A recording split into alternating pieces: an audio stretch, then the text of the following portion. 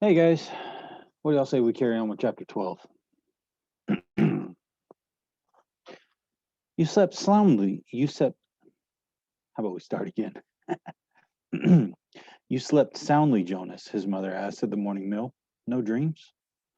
Jonas simply smiled and nodded, not ready to lie, not willing to tell the truth. I slept very soundly, he said. I wish this one would, his father said, leaning down from the chair to touch Gabriel's waving fist. The basket on the floor was beside him. In its corner, beside Gabriel's head, the stuffed hippo sat staring with its blank eyes. So do I, Mother said, rolling her eyes. He's so fretful at night. Jonas had not heard the new child during the night because he had slept soundly. But it was not true that he had no dreams. Again and again, as he slept, he slid down the snow covered hill. Always in the dream, it seemed as if there were a destination, a something. He could not grasp what, but that lay beyond the place where the thickness of snow brought the sled to a stop. He was left, upon waking, with the feeling that he wanted, even somehow needed, to reach something that waited in the distance, the feeling that it was good, that it was welcoming, that it was significant. But he didn't know how to get there. He tried to shed the leftover dream, gathering his schoolwork and preparing for the day. School seemed a little different today. The classes were the same: language and communications, commerce and industry, science and technology, civil procedures and government.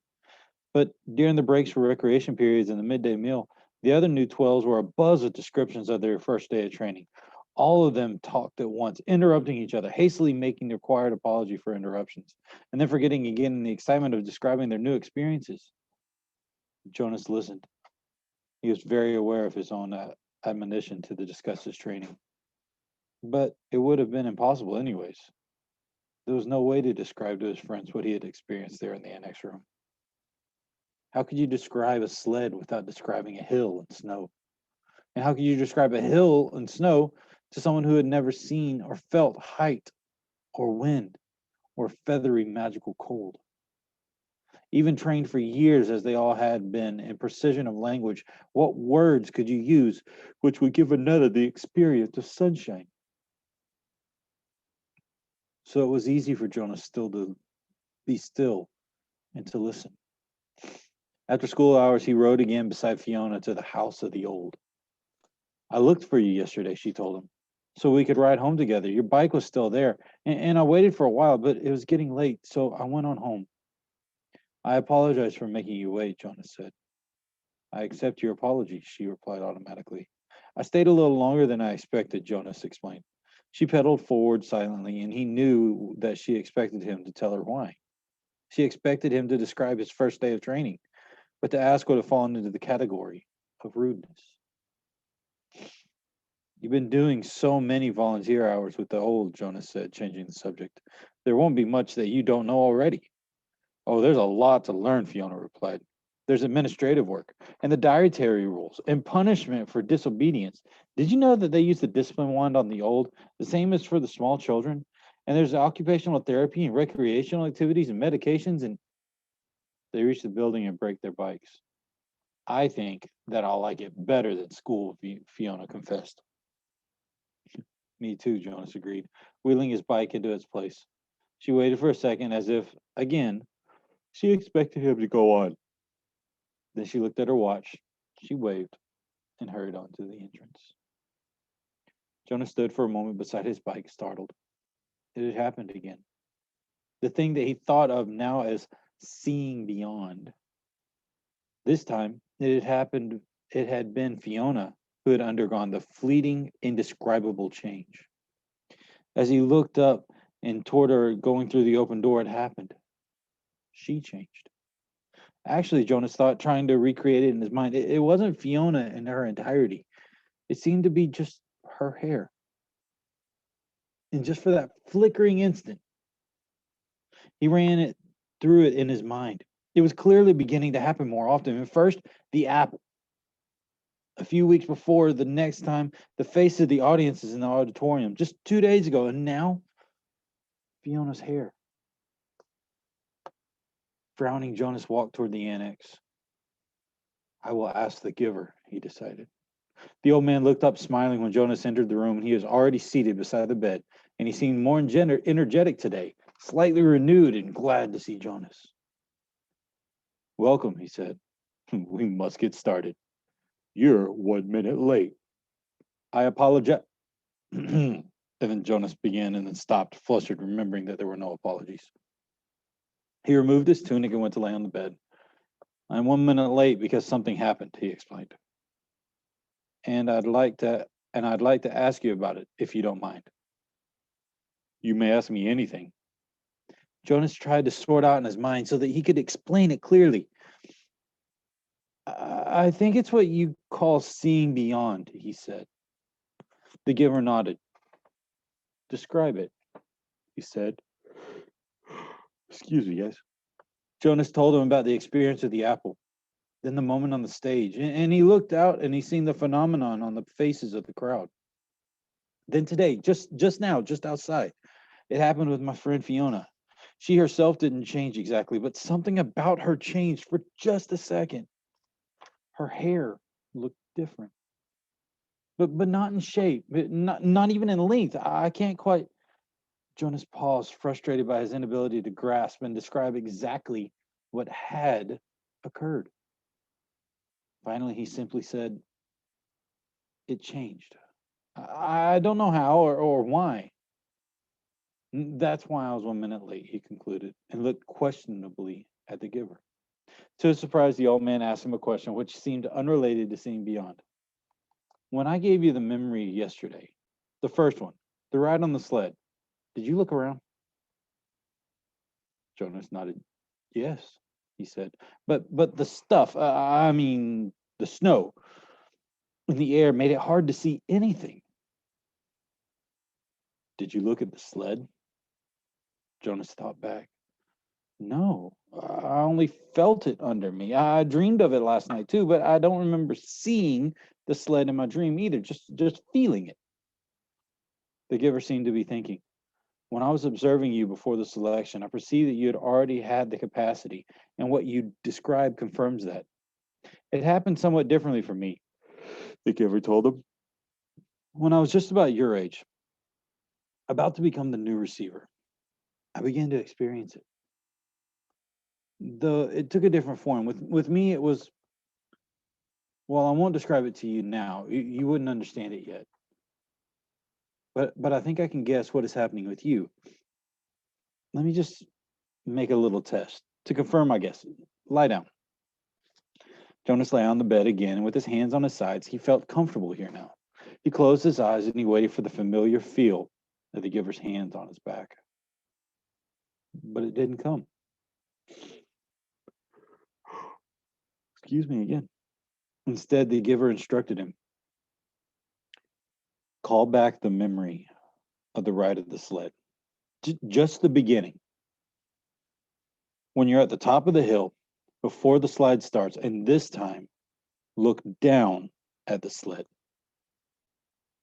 Jonas was puzzled. He opened his eyes. Excuse me, he asked politely, but don't you have to give me the memory? It's your memory now. It's not mine to experience any longer. I gave it away. But how can I call it back? You can remember last year or the year that you were 7 or 5, can't you? Of course.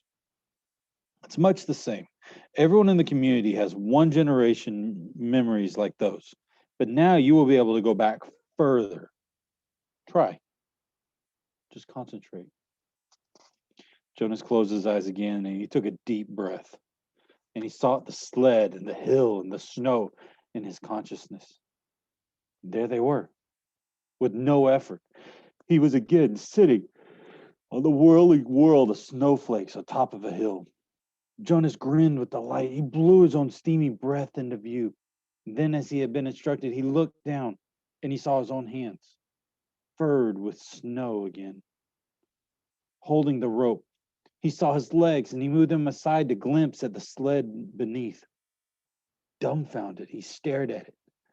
This time, not a fleeting impression. This time the sled had and continued to have as he blinked and stared at it again, that same mysterious quality that the apple had had so briefly. And Fiona's hair, the sled did not change. It simply was, well, whatever the thing was. Jonas opened his eyes and was still on the bed, and the giver was watching him curiously. Yes, Jonas. Yes, Jonas said slowly. I saw it in the sled. Let me try one more thing. Look over there to the bookshelf. Do you see the very top row of books? The ones behind the table on the top shelf. Jonas saw them with his eyes and he stared at them and they changed. But the change was fleeting. It slipped away in the next instant. It happened, Jonas said. It happened to the books, but it went away again. I'm right then, the giver said. You're beginning to see the color red. The what? The giver sighed. And how to explain this? Man, sorry guys, must be really yawning. Once back in the time of memories, everything had a shape, a size, the way things still do, but they also had a quality called color. There were a lot of colors, and one of them was called red. That's the one that you're starting to see. Your friend Fiona has red hair, quite distinctive, really. And I've noticed it before. When you mentioned Fiona's hair, it was the clue that told me you were probably beginning to see the color red. And the faces of the people, the ones I saw in the ceremony, the giver shook his head. No, flesh isn't red, but it has red tones in it. There was a time, actually, you'll see this in memories later, when flesh had so many different colors. That was before sameness. Today, flesh is all the same. And what you saw was the red tones. Probably when you saw the faces take on the color, it wasn't deep, vibrant as the apple or your friend's hair, was it? The giver chuckled suddenly. We've never completely mastered sameness, and I suppose genetic scientists are still hard at work trying to work the kinks out. Hair like Fiona's must drive them crazy. Jonas listened, trying hard to comprehend. And the sled, he said, it has the same thing, the color red, but it didn't change, Giver. It just was, because it's a memory from the time when color was. It was so. Oh, I wish the language were more precise. The red was so beautiful. The giver nodded. Yeah, it is. Do you see it all the time? I see all of them, all of the colors. Will I? Of course, when you receive the memories, you'll have the capacity to see beyond. You'll gain wisdom then, along with the colors and lots more. Jonas wasn't interested just then in wisdom. It was the colors that fascinated him. Why can't everyone see them? Why did colors disappear?